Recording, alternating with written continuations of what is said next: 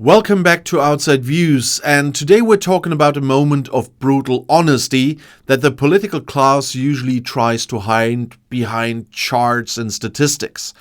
And we are looking down the barrel of a budget that is almost certainly going to feature tax rises, specifically a potential hike in the basic rate of income tax, something the ruling party promised repeatedly they would never do. And the reason for this broken promise, the reason the Chancellor is being forced to make millions pay more, has finally been explicitly laid bare. And that's Brexit and austerity. Education Secretary Bridget Phillipson, a cabinet minister, was clear in her statement. The Office for Budget Responsibility, the OBR, will show the damage of the chaotic Brexit we saw. The damage of years and years of austerity was even more serious than we anticipated. And she added quite starkly that this reality is causing major problems in terms of our economy, and that's where we are at the moment, I'm afraid to say. And this is not a political talking point from the opposition. This is an admission from a senior government figure that the two defining policy disasters of the last decade are the root cause of the current financial black hole. It confirms what rational economists have been warning about for years. The economic cost of leaving the European Union, combined with a decade of deliberate and underfunding of public services, has crippled the nation's productivity and its fiscal resilience. And let's talk about the size of the problem first, the famous black hole. Major economic think tanks like the National Institute of Economic and Social Research and the Resolution Foundation have been ringing alarm bells, saying the Chancellor needs to find a way to plug a massive shortfall, with estimates reaching up to £50 billion in the nation's public finances. And even if the government claims that number is exaggerated, they still need to find tens of billions of pounds to meet their own borrowing rules. Rules designed to restore the very fiscal credibility that was trashed by the recent period of political chaos. And the most likely and most politically difficult solution being floated is a 2p rise in the basic rate of income tax, which would be the first increase in that rate in half a century.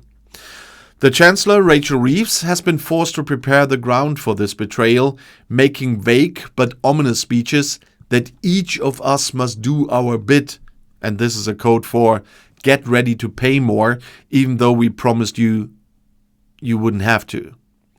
And this is where the direct line between past political folly and present economic pain becomes undeniable. The government is blaming two things, and both are entirely political choices. And first, that's austerity. For years, the political establishment made the ideological choice to cut departmental spending, starve local government, and freeze public sector pay, all under the guise of fiscal responsibility following the 2008 financial crisis. This might have been necessary, but it still had a predictable and devastating effect on productivity, which is the single most important driver of long-term economic growth and higher living standards. And when you underinvest in public infrastructure, education and skills training, productivity stagnates and the entire economy slows down. The cumulative effect of this decade-long disinvestment meant that when the next shock, the pandemic and the energy crisis, hit the country's economy, it was just brittle, weak, and unable to absorb the impact. And now the OBR is expected to formally downgrade its forecast for productivity in the upcoming budget. A downgrade of just a few decimal points in expected long-term productivity growth translates directly into billions of pounds lost in future tax receipts. And this lost growth, the slower economy, is the real damage of austerity and is directly contributing to the black hole. And second, and far more consequentially, the chaotic Brexit. The OBR's long-standing central forecast is that the post-Brexit trading relationship with the EU, the Trade and Cooperation Agreement, will ultimately reduce the UK's long-run productivity by 4% compared to remaining in the EU. And this is a permanent reduction in the size and wealth of the economy, a truly staggering figure that far outweighs the benefits of any trade deal struck with a distant nation. And the government is now acknowledging that this economic hit, this self-imposed decline, is even more serious than anybody anticipated on their side. I anticipated that. And we see this damage everywhere. Trade as a share of GDP has fallen far more sharply in the UK than in any other G7 country since 2019.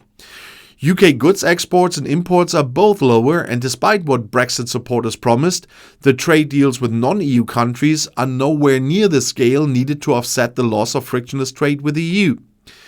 The increased non-tariff barriers, the customs checks, the bureaucracy, the new systems for goods and services, all of it has added friction and cost to every single transaction with the country's biggest market. And this doesn't just hurt big business. It strangled small and medium-sized enterprises that simply cannot afford the administrative overhead. And the chaotic nature of the exit itself, the constant uncertainty, the repeated political crises over the Northern Ireland Protocol, the last-minute trade deal, has depressed business investment, which is the engine of future productivity growth. Business delay hiring, they delay building new factories, and they delay investing in new technology because the political ground is constantly shifting beneath their feet. And when Ms. Phillipson says the damage is causing major problems, she is referring to this measurable, verifiable decay in the economy's fundamental capacity to grow. The government, facing this monumental fiscal challenge, has a terrible choice. They can either find the money through severe politically toxic spending cuts that would further decimate public services, the austerity trap that got them there partly in the first place, or they can break a promise and raise taxes. They have opted to signal the tax rise, and the political fallout is already beginning.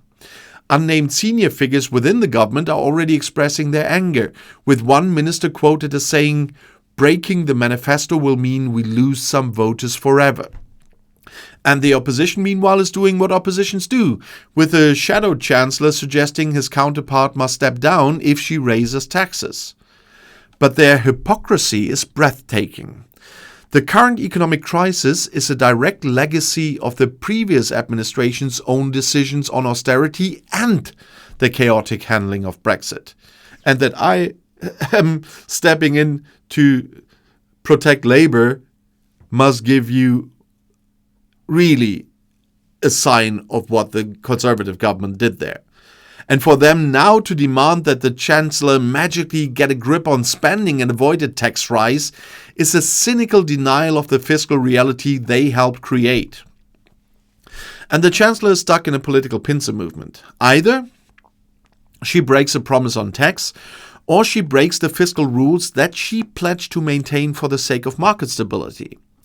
And her own recent statements, such as insisting she would not resign if she went ahead with the tax rises, and her implied warning about the financial markets if she were to step down, show the tightrope she is walking. The markets are watching. They remember the chaos of the recent past, and they demand fiscal responsibility and a stable plan, and not some letter stories. And the most efficient, least economically harmful way to raise the huge sums needed is often to increase the broad-based taxes like income tax, even though it's politically disastrous. Think tanks prefer this over raising VAT, which fuels inflation, or the complicated system with dozens of obscure minor levies. So, the tax rise, a punishment for the average taxpayer, as they call it, becomes the only viable way to pay for the economic damage caused by the political mistakes of Brexit and austerity. And this is a moment of profound political and economic reckoning. The government is finally being forced to tell the public that the dream of a richer, more sovereign future sold on the back of Brexit and cuts was indeed a lie. And they are essentially telling the public, we have to tax you more because the governments made the country poorer. And the income tax rise, if it comes, will not be a sign of success or renewal. It will be a receipt for the long-term structural damage inflicted on the national economy by ideological choices that prioritize political division and nationalist fervor over common sense economic management. And the problem is no longer just global factors, the problem is homegrown, and it's costing every single worker, every pensioner, and every business in the country. And we will see on November 26th just how much the public is going to be asked to pay to fill a black hole that should never have been dug in the first place. So thanks for watching Outside Views, and if you want to see another video right now, the next one is right here in the end screen.